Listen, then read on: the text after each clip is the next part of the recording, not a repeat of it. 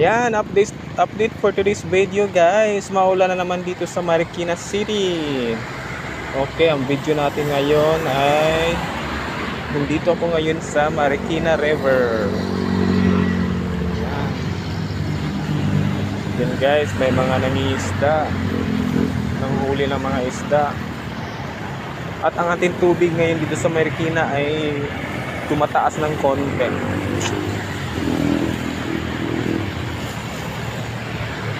Pero sa level natin, nasa normal pa lang.